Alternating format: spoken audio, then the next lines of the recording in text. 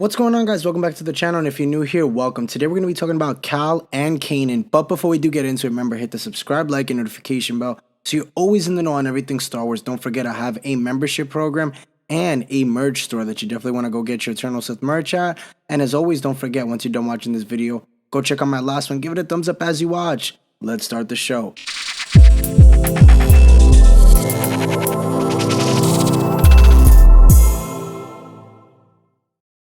Today we're going to be talking about these two characters of Kanan and Cal and how their similarities began with the simple fact that they were both Order 66 survivors. Now each lost their master in ways that invoked feelings of guilt. Cal's master Jarl Tapal and Kanan's master Deepa Balaba both sacrificed themselves to save the lives of their Padawans. Though Kanan's original Order 66 story, which was told in the comic series Kanan the Last Padawan by Greg Weisman, was later retconned in Star Wars' The Bad Batch, the basic premise stayed the same. Kanan and Cal were forced to flee what they'd always known, hiding their true nature and making their way in a galaxy that had turned its back on them when they were barely even teenagers. Now, both Kanan and Cal cut themselves off from the Force, repressing their trauma and working grueling jobs to survive. Now, they hid away until the Empire forced their hands.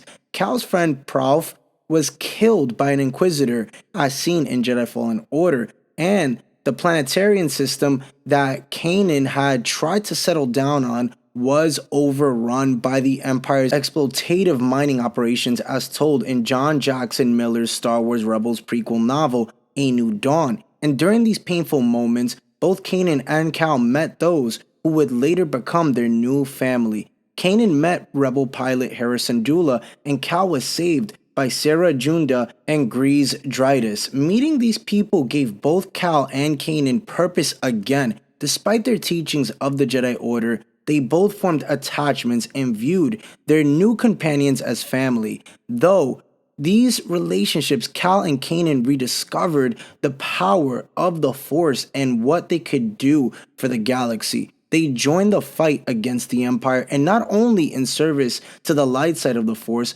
but also as a way of protecting those they cared about most. Cal, Syrah, and Grease, and eventually the Dathomirian sister, Merrin, even were able to make a true difference in the galaxy together, the same way Kanan, Hera, Ezra, Sabine, and Zeb were able to as well. In finding their purpose and their family, Kanan and Cal were able to become the best versions of themselves. Both eventually rose to the rank of Jedi Knight, each in an unconventional way. Cal was knighted by Sarah with an Inquisitor's lightsaber, and Kanan was knighted by a Jedi Temple guard, formerly the Grand Inquisitor, during a Force vision in a Jedi Temple. Growing up and becoming true Jedi outside the Order during such a turbulent time also allowed Cal and Kanan to the nature of their emotions and falling in love. Kanan and Hera eventually had a son together, and Cal and Merrin proclaimed their feelings for one another in the recent game of Jedi Survivor. And that right there is how you have two similarities in two characters that have kind of like the same story, but the only difference between the two as of right now